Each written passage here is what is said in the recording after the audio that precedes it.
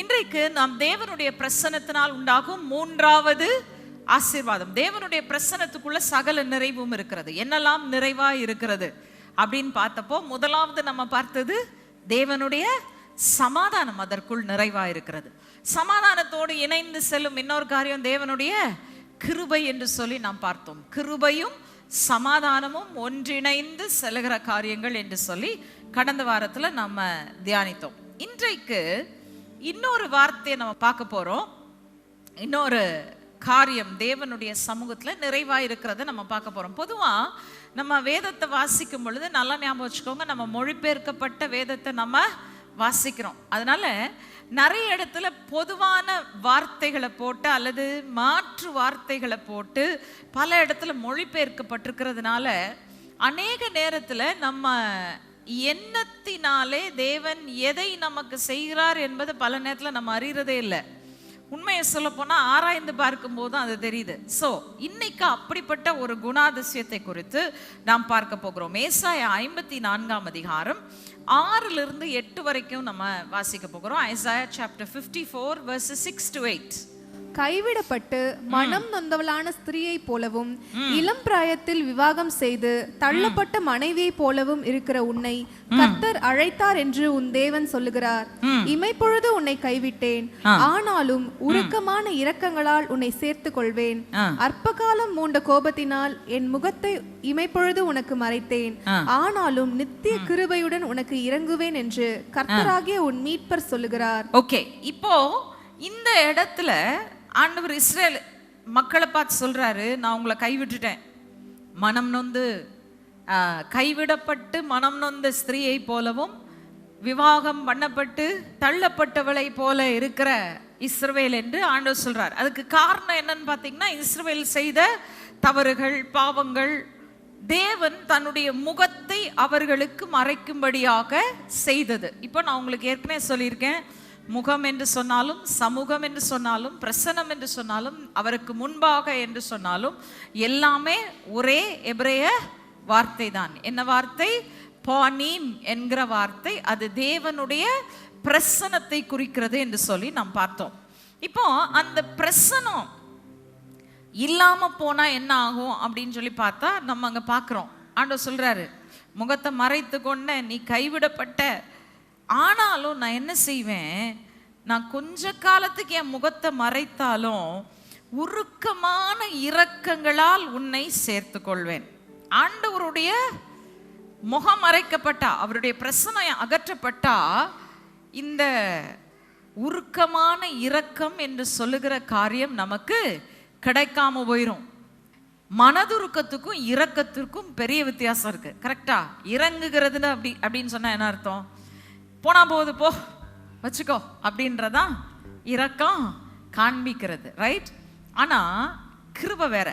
கிருபை இன்னும் little bit different. அதாவது தகுதியற்றவர்களா இருக்கிறோம், ஆனாலும் ஆண்டவர் ஓகேன்னு சொல்லி தன்னுடைய விருப்பத்தின்படி நமக்கு கொடுப்பதான் அவருடைய கிருபை. ஆனா இங்க நம்ம பார்க்கிறோம், கம்பேஷன் என்ற வேர்டு இன்னும் ரொம்ப ஒரு தீவிரமான வார்த்தை. It's a very strong word. அது ஒரு சாதாரண வார்த்தையே அல்ல என்பதுதான் உண்மை. இப்போ நல்லா கவனிங்க, இந்த கம்பேஷன் என்ற வார்த்தை என்றால் என்ன? தேவன் அக்கினியை போல நியாய தீர்ப்பு கொடுக்கிற பட்சிக்கிற தேவனாய் இருக்கிறாரு. ஆனா அதே நேரத்தில் அவர் யாரா இருக்கிறாரு? மன உருக்கமும் இரக்கமும் நிறைந்த தேவனாய் இருக்கிறார். Okay, so these are the two qualities of God. தேவனுடைய ரெண்டு பக்கங்கள். அங்க சொல்றாரு, இமைப்பொழுது உன்னை கைவிட்டேன், ஆனா என்ன செய்வேன்? நல்லா கவனிங்க, இந்த கான்ட்ராஸ்ட் பாருங்க. நம்ம செய்யறோம் தப்பு, ஆண்டவர் என்ன செய்யறானா? இமைப்பொழுது நம்மளை கைவிடுறாரு. விட்ட உடனே தெரிஞ்சு போயிருது, ஐயையோ சம்திங் ராங். ஏன்? அவருடைய மனதுருக்கம் இல்லை, அவருடைய பிரசன்னம் இல்லை. என் வாழ்க்கையே எப்படி இருக்கு? வறண்டு போன வறட்சியான வனாந்திரம் போல ஆயிடுச்சு. அப்படிதான் இஸ்ரவேல் ஜனங்க இருந்தாங்க. அந்த ஒரு நிமிஷம் நம்ம அதை உணர்ந்துட்டு அவர்கிட்ட திரும்பிட்டோம்னா என்ன சொல்றாரு? உருக்கமான இரக்கங்களால் உன்னை சேர்த்து கொள்வேன், நித்திய கிருபையுடன் உனக்கு இறங்குவேன். அங்கேயும் கம்பேஷன் தான். அவருடைய இரக்கம் கிடைக்காம போறது மட்டுமல்ல, அவருடைய மனதுருக்கம் இல்லாம போறது மட்டுமல்ல, மனுஷருடைய பார்வையிலையும் எல்லாம் நமக்கு போயிரும். பார்த்துக்கோங்க. வாசிங்க சங்கீதம் 106 சங்கீதம் 42 வசனம். 106 Psalm 106 verse 42. அவர்களுடைய சத்துருக்கள் அவர்களை ஒடுக்கினார்கள், அவர்களுடைய கையின் கீழ் தாழ்த்தப்பட்டார்கள். என்ன சொல்லுதீங்க? ஆண்டவர் முகத்தை மறைத்து கொண்டோடனே என்ன ஆயிடுச்சு? சத்துருக்கள் அவங்கள ஒடுக்குறாங்களாம். சத்ருவினுடைய கையின் கீழ் தாழ்த்தப்பட்டு போறாங்களாம். ஆனா அதே இஸ்ரவேல் வந்து திரும்பி தேவனை நோக்கி ஒரு நிமிஷம் அழுதுருச்சுன்னா ஆண்டவர் என்ன செய்தார் பாருங்க. வாசிங்க சங்கீதம் 106 44 to 46. நான் ஏன் இஸ்ரவேல்னு சொல்றேன்னா, இஸ்ரவேலுக்கும் நமக்கும் கொஞ்சம் வித்தியாசம் இருக்கு, அதுக்கு வரேன் நானு. வாசிங்க. அவர்கள் கூப்பிடுதலை அவர் கேட்கும் போதோ அவர்களுக்கு உண்டான இடுக்கத்தை அவர் கண்ணோக்கி அவர்களுக்காக தமது உடன்படிக்கையை நினைத்து. ஒரு நிமிஷம். அவர்கள் கூப்பிடுதலை அவர் கேட்கும் போது, கூப்பிட்டா தானே கேட்பாரு. கூப்பிடும்போது என்ன சொல்வீங்க? ஆண்டவரே தப்பு பண்ணிட்டு இருக்கேன், தப்புலயே எனக்கு வந்து எனக்கு உதவி செய்யுங்கன்னு கேட்பீங்களா? உங்களுக்கே தெரியும் அவர் கேட்க மாட்டாருன்னு. என்ன சொல்றீங்க? ஆண்டவரே தப்பு பண்ணிட்டேன், உம்முடைய இரக்கத்தை இழந்துட்டேன், உம்முடைய பிரசன்னத்தை இழந்துட்டேன், தயவு செய்து எனக்கு உதவி செய்யுங்க, நான் விழுந்து கிடக்கிற இந்த படுகொலியிலிருந்து என்னை தூக்கி எடுங்க, உம்முடைய முகத்தை தேடுகிறேன் கர்த்தாவேன்னு திரும்பும் போது தான் என்ன செய்யறாராம்? உங்க அழுகையின் சத்தத்தை கேட்டு நீங்க திரும்புகிற சத்தத்தை அவர் கேட்ட உடனே உண்டான இடுக்கத்துல உங்களை கண்ணோக்கி அடுத்தது என்ன சொல்றாரு? அவர்களுக்காக தம்முடைய உடன்படிக்கையை நினைத்து. இங்கதான் ஒரு டெம்பரரி பாஸ். என்ன டெம்பரரி பாஸ்? பழைய ஏற்பாட்டில் இது சொல்லப்பட்டிருக்கிற வசனம், இஸ்ரவேல் ஜனங்களுக்கு சொல்லப்படுகிற ஒரு வசனம். இஸ்ரவேல் ஜனங்களுக்கு எப்படிப்பட்ட உடன்படிக்கை இருந்தது? ஆபிரகாமோடு செய்யப்பட்ட உடன்படிக்கை அவர்களுக்கு தொடர்ந்து வந்து கொண்டு இருக்கிறது. ஆபிரகாமோடு கூட தேவன் எப்படி உடன்படிக்கை செய்தார்? எத்தனை பேருக்கு தெரியும்? 2 உடன்படிக்கை செய்தார். முதலாம் உடன்படிக்கையில அவர் என்ன பண்றாருன்னா, ஆபிரகாம்கிட்ட சொல்றார், காளை, ஆடு, மாடு, பறவைகள் எல்லாத்தையும் எடுத்துட்டு என்ன செய்ய, 2 துண்டா போடு, 2 பக்கமா வை, 2 பக்கம் வச்சதுக்கு அப்புறம் நீ நடுவில் கடந்து போ, நானும் கடந்து போவேன், 2 பேரும் ஒருவரோட ஒருவர் உடன்படிக்கை செய்து கொள்வோம். இப்போ இந்த உடன்படிக்கை எதன் அடிப்படையில் இருக்கிறது? உடன்படிக்கை செய்யறதுக்கு ரத்தம் அவசியம். என்ன ரத்தம்? அந்த விலங்குகளுடைய ரத்தத்தின் அடிப்படையில் தேவன் சிந்தப்பட்ட அந்த ரத்தத்தின் அதன் காரணமாக ஆபிரகாமோடு கூட உடன்படிக்கை பண்றார். புதிய ஏற்பாட்டுக்கு வாங்க. உங்களுக்கு எனக்கும் ஏதாச்சும் உடன்படிக்கை இருக்கா? தேவனோட இருக்கா இல்லையா? ஓகே. எத்தனை பேருக்கு தெரியும் நமக்கும் தேவனுக்கும் ஒரு உடன்படிக்கை உண்டு? ஓகே. அந்த உடன்படிக்கை யார் மூலமாய் செய்யப்பட்டது? யாருடைய இரத்தத்தினாலே நமக்கு கொடுக்கப்பட்டது? ஆண்டவராகிய இயேசு கிறிஸ்து கல்வாரி சிலுவையில தொங்கின பொழுது அவருடைய ஜீவனுள்ள இரத்தத்தினாலே செய்யப்பட்ட ஒரு உடன்படிக்கை நமக்கு உண்டு. நீங்க ஏன் தேவனுடைய பிரசனத்துக்குள்ள வரணும்? ஏன் அந்த மனதுருக்கத்தின் நிறைவை பெற்றுக்கொள்ளணும்? அதனால என்ன நடக்கும்? வாசிக்கலாம். நெகேமியா 9ஆம் அதிகாரம் 19ஆம் வசனம். இன்னொன்று ஞாபகம் வச்சுக்கோங்க, நான் சொல்ற எல்லா வசனங்களும், இன்றைக்கு நான் சொல்லுகிற ஆசீர்வாதத்தை குறித்த ஒவ்வொரு வசனமும் இரக்கம் என்று சொல்லி பல வசனங்கள்ல வரலாம். ஆனால் அது எல்லாவற்றிலும் மூல பாஷையில என்ன இருக்கு? இரக்கம் அல்ல, மனதுருக்கம் என்ற வார்த்தை தான் இருக்கிறது. அதிலிருந்து வருகிற ஆசீர்வாதங்களை தான் நம்ம இன்னைக்கு பார்க்க போறோம். ரைட். இப்போ முதலாவது நெகேமியா 9ஆம் அதிகாரம் 19ஆம் வசனம். நெகேமியா 9 verse 19. நீர் உம்முடைய மிகுந்த மன உருக்கத்தின்படியே அவர்களை வனாந்திரத்திலே கைவிடவில்லை, அவர்களை வழிநடத்த பகலிலே மேகஸ்தம்பமும் அவர்களுக்கு வெளிச்சத்தையும் அவர்கள் நடக்க வேண்டிய வழியையும் காட்ட இரவிலே அக்கினி ஸ்தம்பமும் அவர்களை விட்டு விலகவில்லை. ஓகே, நல்ல வேளை இந்த வசனத்துல என்ன பண்ணிட்டாங்க? கரெக்டா அந்த மனதுருக்கம்ன்ற வார்த்தை டிரான்ஸ்லேட் பண்ணி வச்சுட்டாங்க. இப்போ அந்த மனதுருக்கம் என்ன செய்தாம்? மிகுந்த மன உருக்கத்தின்படியே வனாந்திரத்துல ஆண்டவர் கைவிடலையாம். அவருடைய பிரசனத்துக்குள்ள வந்துட்டீங்க, அவருடைய மனதுருக்கத்தை பெற்றுட்டீங்கன்னா அவர் உங்களை கைவிட மாட்டார். சரி, இப்ப இங்க ரொம்ப முக்கியமான ஒரு வார்த்தை இருக்கு. எங்க கைவிடல? எங்க கைவிடல? வனாந்திரத்துல நடக்கும் போது கைவிடலை. நல்லா யோசிச்சு பாருங்க. நீங்க ஒரு நல்ல தேசத்துல இருக்கீங்க, நல்ல சாப்பாடு இருக்கு, நல்ல தங்குறதுக்கு வீடு இருக்கு, எல்லா ப்ரொடெக்ஷன் இருக்கு, பாதுகாப்பு இருக்கு, 10 பேர் இருக்காங்க. அங்க ஆண்டவர் உங்களை கைவிட்டுட்டு போயிட்டாரு, கவலைப்படுவீங்களா? ரொம்ப கவலைப்பட மாட்டீங்க. அதுதான் இருக்கே எல்லாம் நம்மளை சுத்தி. கரெக்ட் தானே? எல்லாம் சுத்தி இருக்கே, சாப்பாடு இருக்கு, தண்ணி இருக்கு, உதவி செய்யறதுக்கு ஆள் இருக்காங்க, கவலை இல்லை, பயம் இல்லை அப்படின்னு நினைப்பீங்க. அங்க இல்லை பிரச்சனை. பிரச்சனை எங்க தெரியுமா? வனாந்திரத்துல நடக்கும்போது தான் பிரச்சனை. சுத்தி ஒன்றும் கிடையாது, உதவி செய்யறதுக்கு யாரும் கிடையாது, எந்த சூழ்நிலைகளையும் நம்பி இருப்பதற்கு அங்க ஏற்ற சூழ்நிலைகளையும் கிடையாது. அந்த இடத்துல கைவிடாம இருக்கிறார் பாருங்க, அது அவருடைய மனதுருக்கம். ஹல்லேலூயா! வனாந்திரத்துல கைவிடாமல் இருப்பது அவருடைய மனதுருக்கம்.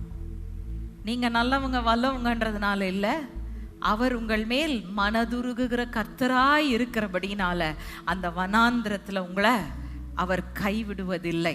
ஹல்லேலூயா! ஓகே, இப்போ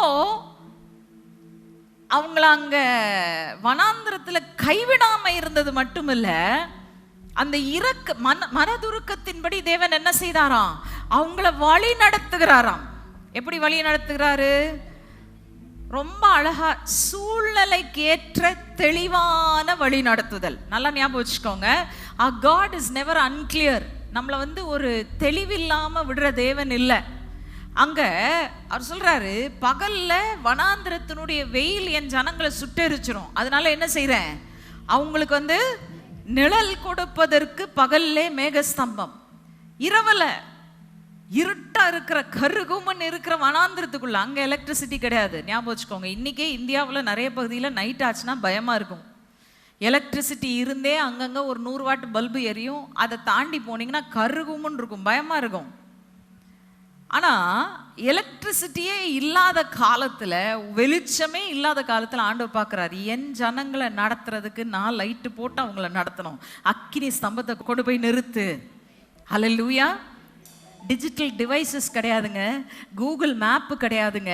ஆனால் இஸ்ரவேல் ஜனங்கள் பாதை தவறி போகவும் இல்லை, எங்கேயும் தொலைந்து போகவும் இல்லை. வனாந்திரத்திலே நேர் வழியாய் நடத்தப்பட்டு அவர்கள் வாக்குத்தத்தம் பண்ணப்பட்ட தேசத்தை சென்றடைந்தார்கள். ஹல்லேலூயா! வாயை போட்டு கிழிச்சி அடிச்சு உதைச்சி நொறுக்கி அல்ல. உங்க மெய்ப்பன் நல்ல மெய்ப்பன், அவர் சத்தம் கொடுக்கும்போது கேட்டு ஒழுங்கா மனம் திரும்பிருங்க. புரியுதா? அவருடைய மனதுருக்கம் உங்க மேல இருக்கிற வரைக்கும் நீங்க பாக்கியவான்கள். அதை எடுத்துட்டாருன்னா நீங்க அவ்வளவுதான். அவர் சொல்லும் போதே திரும்பிருங்க. எப்படி நடத்துறாராம் வாசிங்க. ஓசியா 2ஆம் அதிகாரம் 14ஆம் வசனம். Hosea chapter 2 verse 14. ஆயினும் இதோ நான் அவளுக்கு நயம் காட்டி அவளை வனாந்திரத்தில் அழைத்து கொண்டு போய் அவளோட பட்சமாய் பேசி. இது தற்காலத்து மொழியில சொல்லணும்னா எப்படி தெரியுமா சொல்லணும்? அவளை நைஸ் பண்ணி, எப்படி நைஸ் பண்ணி வனாந்திரத்துக்குள்ள கூட்டிட்டு போயிட்டு, அங்க கூட்டிட்டு போயிட்டு, வந்தியா வந்து மாட்டினியா, வா வச்சு செய்யற மரோனியா. அப்படி இல்லை, என் ஆண்டவர் அப்படிப்பட்டவர் அல்ல. நிறைய பேர் சொல்லுவாங்க, ஆண்டவர் வச்சு செய்கிறாரு எங்களை, நீங்கள் வேற ஏதோ ஆண்டவரை பற்றி கொண்டு இருக்கிறீங்கங்க. என்னுடைய ஆண்டவர் அப்படிப்பட்டவர் இல்லை. என் ஆண்டவர் நல்ல மெய்ப்பன், நயங்காட்டி பயில் காட்டி வனாந்திரத்துக்குள்ள அழைத்து கொண்டு போய் அங்க பட்சமாய் பேசி அன்பாய் பேசி, என் பிரியமே, என் ரூபவதியே, என் புறாவே, என் உத்தமியே அப்படின்னு அன்பா பேசி என்ன நடத்துகிற தேவன். ஹல்லேலூயா! யோவான் 10:27 சொல்றாரு பாருங்க. John chapter 10 verse 27. என் ஆடுகள் என் சத்தத்திற்கு செவி கொடுக்கிறது, நான் அவைகளை அறிந்திருக்கிறேன், அவைகள் எனக்கு பின் செல்லுகிறது. ஓகே, என் ஆடுகள் என் சத்தத்துக்கு செவி கொடுத்திருக்குது, நான் அவைகளை அறிந்திருக்கிறேன், அவைகள் என்னை அறிந்திருக்கிறது, எனக்கு பின் செல்லுகிறது. நல்லா ஞாபகம் வச்சுக்கோங்க, நீங்க ஆண்டவருடைய பிரசன்னத்துக்குள்ள வந்து அவருடைய மனதுருக்கத்தை அனுபவித்து அவர் மேல் அன்பு கொள்ளாமல் போனால் நீங்கள் ஒருபோதும் அவருக்கு பின் செல்ல முடியாது. You can try in the flesh. மாம்சத்துல நீங்க எவ்வளவு வேணா ட்ரை பண்ணலாம், தோல்விதான் அடைவீங்க. ஆனா என்னைக்கு அவருடைய மனதுருக்கத்தை புரிந்து கொள்ளும்படியா அவருடைய பிரசனத்துக்குள்ள வந்து அவரோடு கூட மெய்ப்பன் ஆட்டுக்குட்டின்ற உறவுல வர்றீங்களோ, என் நேசர் நான் அவருடைய நேச மணவாட்டி என்ற உறவுக்குள்ள வர்றீங்களோ, என் தகப்பன் நான் அவருடைய பிள்ளை என்ற உறவுக்குள்ள வர்றீங்களோ, அன்னைக்கு நிச்சயமா நிச்சயமா நிச்சயமா நான் சொல்றேன், நீங்க திசை கெட்டு போகவே மாட்டீங்க, வழி தவறி போகவே மாட்டீங்க. உங்க பாதைகள் ஒன்றாகிலும் தவறாய் போவதில்லை. அல்லேலூயா.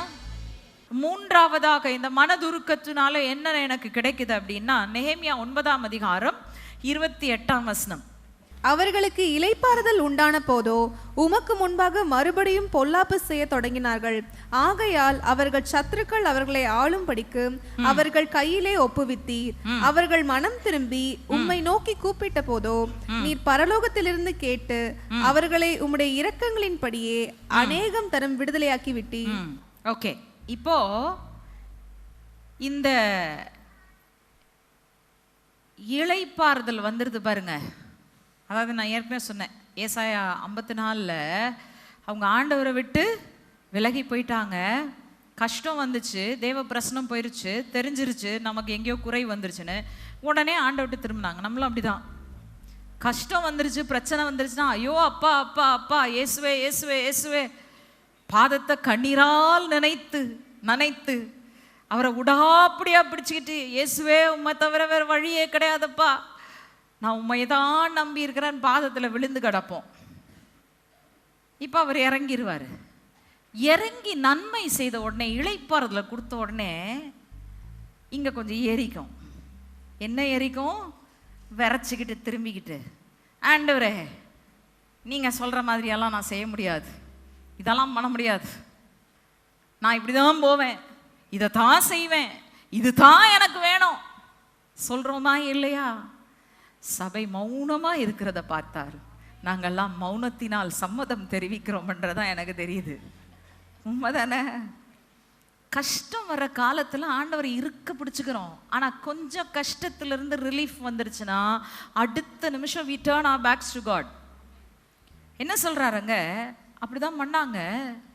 பண்ண உடனே என்னாச்சு? சத்துருடைய கை ஓங்க ஆரம்பிச்சிருச்சு. இப்போ ஓங்க ஆரம்பிச்ச உடனே மறுபடியும் திரும்பி அழுகிறாங்க, ஆண்டவரே காப்பாத்துங்க அப்படின்னு சொல்லி அவரை நோக்கி கூப்பிட்ட போது, நல்லா கவனிங்க, அங்க ஒரு வார்த்தை ரொம்ப முக்கியம், அவர்கள் மனம் திரும்பி, நல்லா கவனிங்க, அவர்கள் மனம் திரும்பி உம்மை நோக்கி கூப்பிட்ட போது நீர் பரலோகத்திலிருந்து கேட்ட. You stand because his compassion is on you. அந்த மனதுருக்கத்தை நம்ம விட்டுட்டோம்னு வச்சுக்கோங்களேன், அதுக்கப்புறம் நமக்கு நம்பிக்கையே கிடையாது. அந்த மனதுருகுகிற கர்த்தர் இருக்கும் அளவும் தான் நம்ம பாதுகாக்கப்பட முடியும், விடுதலையாக்கப்பட முடியும் என்று சொல்லி நாம் பார்க்கிறோம். ஓகே, அடுத்தது இந்த மனதுருக்கம் என்ன செய்கிறது? சங்கீதம் 40:11, Psalm 40:11. கர்த்தாவே, நீர் உம்முடைய இரக்கங்களை எனக்கு கிடையாமற் போக பண்ணாதேயும், உமது கிருபையும் உமது உண்மையும் எப்பொழுதும் என்னை காக்க கடவது. இப்ப தேவனுடைய பிரச்சனை இல்லாம நீங்க எங்கேயோ ஒரு பிரச்சனையில போய் மாட்டிக்கிட்டீங்க. ஆண்டவருடைய பிரச்சனத்தை ரொம்ப நாளா தேடல, ரொம்ப நாளா ஆண்டவருடைய பிரச்சனத்துக்குள்ள வர்றதை வாஞ்சிக்கவே இல்லை. பிரச்சனைகள் வருதா? அப்போ வருதா வரலையா? நீங்க பிரச்சனையில மாட்டிக்கொண்ட சூழ்நிலை எல்லாத்தையும் பாருங்க, எங்கேயோ உங்க ஆவிக்குரிய வாழ்க்கையில ஆண்டவரோடு கூட இருந்த ஐக்கியத்துல ஒரு பிரேக் வரும்போது தான் அடி விழும். ஆண்டவர் அடிக்கிறவர் அல்ல. பக்கத்துல இருக்கவங்களை தட்டி சொல்லுங்க, ஆண்டவர் உங்களை அடிக்க மாட்டாரு, ஆண்டவர் உங்களை அடிக்க மாட்டாரு. என்ன பண்ணிட்டீங்க? லைஃப் லைனை துண்டிச்சிட்டீங்க. புரியுதா?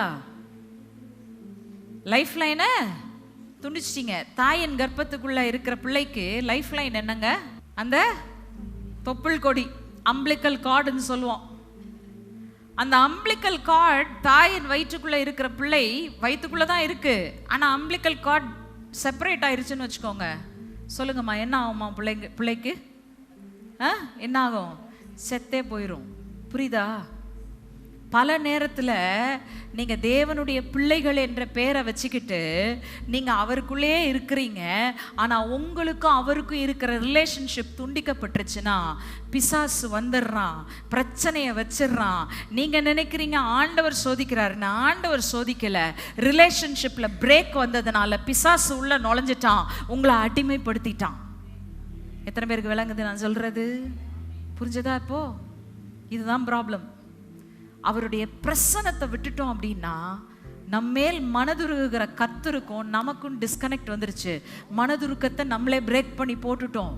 அதனால அவர் மனதுருகினாலும் அது என்கிட்ட வந்து சேரலை.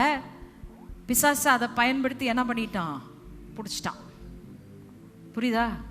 இதனால தான் ஆண்டவருடைய பிரசன்னத்தை எப்பொழுதுமே நாடி தேடி எப்போதும் அந்த பிரசன்னத்துக்குள்ளே இருக்கணும் ஆண்டவரே. அடுத்ததாக தேவனுடைய மனதுருக்கம் என்ன செய்கிறது? சங்கீதம் 51:1. தேவனே, உமது கிருபையின்படி எனக்கு இரங்கும், உமது மிகுந்த இரக்கங்களின்படி என் மீறுதல்கள் நீங்க என்னை சுத்திகரியும். ஓகே, இப்போ இந்த சங்கீதத்தினுடைய ஒரு பின்னணி சொல்லிடுறேன். இது என்னத்தினால எழுதுறாரு தாவீதுன்னு தெரியுமா? பத்சேபாளோடு பாவம் செய்த சூழ்நிலையில இது எழுதுறாரு. நல்லா கவனிங்க. இந்த பாவம் எப்போ தெரியுமா வரும்? நம்ம கஷ்டப்படுற காலத்துலலாம் வராது. கரெக்டாக சொன்னீங்க. சொகுசாக இருக்கிற காலத்தில் தான் வரும். கஷ்டப்படுற நேரத்துலலாம் கர்த்தாவே கர்த்தாவே இயேசுவே இயேசுவேன்னு தேடி தேடி தேடி ஓடுறதுனால அவர் பிரச்சனத்தில் கனெக்டடாக இருப்பீங்க. உங்கள் மனசு வந்து பாவத்தை யோசிக்காது. நான் சொன்ன பாருங்க, கொஞ்சம் இளைப்பாறுதல கொடுத்த உடனே நல்ல கம்ஃபர்டபுளாகி தான் சொல்கிறாரு. யசூரன் ஸ்தூலித்து உதைத்தான் அப்படின்னு சொல்கிறாரு பாருங்க. அந்த மாதிரி நம்ம அநேக நேரத்தில் ஆண்டவரை செய்கிறோம். நம்மளை நல்லா ஆசீர்வதிக்க ஆரம்பிச்சதுக்கப்புறம் தான் நம்ம மனசு தேவையில்லாத கேடுகட்ட பாவத்துக்கு போகுது. புரியுதா? போன உடனே என்ன ஆகுது? பாவம் மறுபடியும் வந்துடுது. நல்லா கவனிங்க. அபிஷேகம் பண்ணப்பட்ட தாவீது ராஜாவாய் இருப்பதற்கு அபிஷேகம் பெற்றவன். முதலாவது இன்பமான சங்கீதங்களை வசனிக்கும்படியாக தேவனுடைய ஆவியானவரின் அபிஷேகத்தை பெற்ற தாவீது. வனாந்திரத்தில் ஆடுகள் மேய்க்கும் போது எழுதின சங்கீதங்கள் எத்தனையோ சொல்றார். கர்த்தர் என் மெய்ப்பரா இருக்கிறார். எப்படி யோசனை வந்திருக்கும்? அவரே ஒரு மெய்ப்பர், மேய்க்கிறார் ஆடுகளை. அப்போதான் யோசனை வந்திருக்கும், கர்த்தர் என் மெய்ப்பரா இருக்கிறார், நான் தாழ்ச்சி அடைவதில்லை. நானே என் ஆட்டை இவ்வளோ நல்லா பார்த்தேன், நான் என் ஆண்டவர் என்ன பார்க்க மாட்டாரான்னு எழுதியிருப்பாரு. அந்த சங்கீதங்களை எழுத அபிஷேகம் பண்ணப்பட்டவர், இஸ்ரவேலின் ராஜாவாய் இருக்க அபிஷேகம் பண்ணப்பட்டவர். அழைப்பின் அபிஷேகம் அவனுக்குள் இருந்த போதும் பாவம் செய்தான். ஜாக்கிரதையா இருங்க. பாவம் எந்த நேரத்துலையும் வந்து உங்களை அட்டாக் பண்ண முடியும். மத்தேயு 14:14 வாசிங்க. Matthew 14:14. இயேசு வந்து திரளான ஜனங்களை கண்டு அவர்கள் மேல் மனதுருகி அவர்களில் வியாதியஸ்தர்களா இருந்தவர்களை சொஸ்தமாக்கினார். ஓகே, இங்க ரொம்ப அழகா சொல்லியிருக்கு. அவர்கள் மேல் மனதுருகி, மனதுருக்கம். கிறிஸ்துவானவர் மனதுருகின போது என்ன நடந்ததாம்? வியாதிகள் சுகமாக்கப்பட்டது. ஹல்லேலூயா. தேவனுடைய மனதுருக்கம் உங்கள் மேல் இருந்தால் வியாதி சுகமாக்கப்பட்டது மட்டுமல்ல, வேதத்தில் நம்ம பார்க்குறோம் பிசாசுகள் துரத்தப்பட்டதாம். வியாதி சுகமாக்கப்பட்டது, பிசாசு துரத்தப்பட்டது. இன்னொரு இடத்துல சொல்லுது, அவர்கள் மெய்ப்பனில்லாத ஆடுகளை போல இருக்கிறத பார்த்து அவங்க மேல மனதுருகி அவங்களுக்கு வார்த்தையை பிரசங்கித்தாராம். ஏன்? என்ன ஆண்டவரே, கஷ்டத்தில் இருக்கிறாங்க, நீங்க போய் அவங்கள உட்கார வச்சு வார்த்தையை சொல்றேன்னு சொல்றீங்களே அப்படின்னா, சத்தியத்தை அறிவீர்கள், சத்தியம் உங்களை, ஹல்லேலூயா, விளங்குதா? அந்த வார்த்தை ஆகிய சத்தியம் உங்களுக்கு கிடைக்குதுன்னா அதுவே தேவனுடைய மனதுருக்கம் தான். இன்னைக்கு ஆண்டவர் சத்தியத்தை எனக்கு வாழ்க்கையில விதைத்திருக்கிறார், கொடுத்திருக்கிறார்னு எத்தனை பேரால சொல்ல முடியும்? சத்தியம் இங்க பிரசங்கிக்கப்படுதுன்னா நாம் ஆர்வம் தட்டிட்டு, பத்தியா நான் எவ்வளோ நல்லவள் வல்லவள், நான் வேதத்தை எப்படி நான் படிச்சிருக்கேன் பத்தியா, அதனால்தான் வந்து நான் இப்படி பிரசங்கம் பண்றேன் நான் சொல்ல முடியாது. ஆண்டவர் உங்கள் மேல் மனதுருகிறபடினால் அந்த சத்தியத்தை என் வாய் வழியா உங்களுக்கு கேட்க பண்றாரு. நீங்க விடுதலையை பெறுறீங்க. ஹல்லேலூயா. Remember that everything we have, everything that we have received is the compassion of God. தேவனுடைய மனதுருக்கம். மனதுருகின இடத்துல சத்தியத்தை சொன்னாரு, விடுதலையாக்கப்பட்டாங்க, வியாதிகள் சுகமாக்கப்பட்டது, பிசாசுகள் ஓடிச்சு, உட்டடிச்சு ஓடிச்சு. சீஷர்களால் துரத்த முடியாததை இயேசு வந்த உடனே பார்த்த உடனே ஓடிடுச்சு பிசாசு. விளங்குதா? நல்லா ஞாபகம் வச்சுக்கோங்க. அவருடைய மனதுருக்கத்தை நீங்க அனுபவிக்கிறவர்களா இருந்தீர்களானால் வியாதி உங்களை விட்டு வெளியேறணும், சத்துனுடைய கிரியைகள் முறியடிக்கப்படணும்.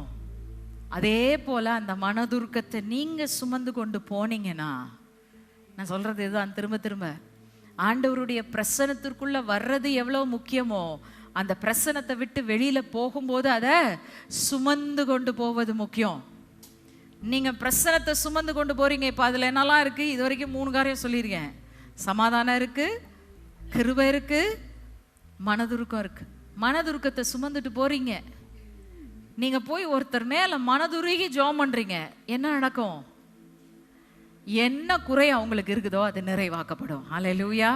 விளங்குதா? தேவனுடைய மனதுருக்கம் it is able to accomplish miracles, wonders, அதிசயங்களை, அற்புதங்களை செய்யத்தக்க மனதுருக்கம் கிறிஸ்துவுக்குள்ள இருந்தது. நமக்குள் இருந்தால் நீங்களும் நானும் இந்த உலகத்துக்கு பிரயோஜனமுள்ள பாத்திரங்களா இருப்போம். ஹல்லேலூயா.